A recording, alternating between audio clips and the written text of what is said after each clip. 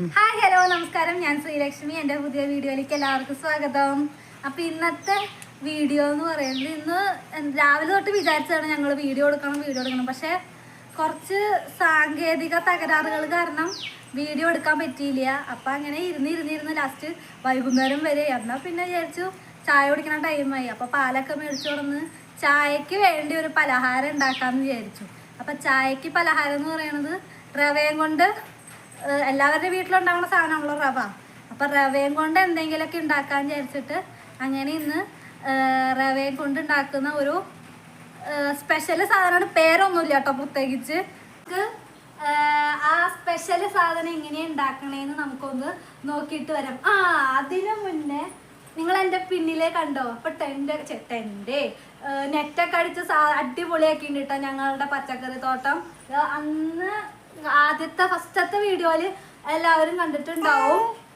ഞങ്ങളിങ്ങനെ ചട്ടിയൊക്കെ വെച്ച് വിത്തൊക്കെ ഇട്ട് സ്റ്റാൻഡൊക്കെ വെച്ച് സെറ്റ് ആക്കിയിട്ടുണ്ടായിരുന്നുള്ളൂ. പക്ഷെ എന്നാ ഇപ്പൊ കണ്ടോ, എല്ലാ ചെടികളും പടർന്ന് ആയിട്ടുണ്ട് കേട്ടാ.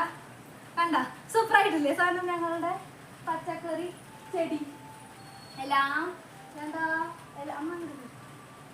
എല്ലാതും ഇങ്ങനെ പടർന്ന് പന്തലിച്ചു. മുകളിലേക്കൊക്കെ എത്താറായിട്ടോ. ടെന്റ് എന്നാ വരണ കേട്ടോ. എനിക്ക് നെറ്റൊക്കെ അടിച്ച് എല്ലാം സെറ്റാക്കി കേട്ടോ. അപ്പോൾ പിന്നെ നമുക്ക് ഇനി സ്പെഷ്യൽ സാധനം എങ്ങനെ ഉണ്ടാക്കണമെന്ന് നമുക്കൊന്ന് നോക്കിയിട്ട് വരാം. സ്പെഷ്യൽ സാധനം ഉണ്ടാക്കാനുള്ള വിഭവങ്ങൾ: റവ, പഞ്ചസാര, നാളികേരം, കാഷ്യൂ, ഏലക്കായ, മുന്തിരി, നെയ്യ്. ഇനി സ്പെഷ്യൽ സാധനം ഉണ്ടാക്കുന്നതിനായി ചട്ടി ചൂടാക്കിയിട്ട് അതിലേക്ക് നെയ്യ് ഒഴിച്ച് നെയ്യിലേക്ക് അണ്ടിപ്പരിപ്പും മുന്തിരിയും ഇട്ടിട്ട് മീഡിയം ഫ്ലെയിമിൽ നല്ലോണം ഇളക്കി കൊടുക്കുക. അതിന് ശേഷം ഈ മുന്തിരി ബോള് മാതിരി ആവുമ്പോൾ അതൊരു പ്ലേറ്റിലേക്ക് മാറ്റി വയ്ക്കുക. എന്നിട്ട് കുറച്ച് ഏലക്കായും കുറച്ച് പഞ്ചസാരയും നല്ലോണം പൊടിച്ചെടുക്കുക. അതിന് ശേഷം നേരത്തെ വറുത്തെടുത്ത നെയ്യിലേക്ക് റവയും നാളികേരവും അതേമാതിരി ഇപ്പോൾ പൊടിച്ച പഞ്ചസാരയും ഏലക്കായും ഇട്ട് കൊടുത്ത് ഒരു 15 മിനിറ്റ് നല്ലോണം ഇളക്കി കൊടുക്കണം കേട്ടോ. എന്നിട്ട് ഇതേമാതിരി ഒരു ബ്രൗൺ കളറാവുമ്പോൾ നമുക്കൊരു പാത്രത്തിലേക്ക് മാറ്റി വയ്ക്കാം.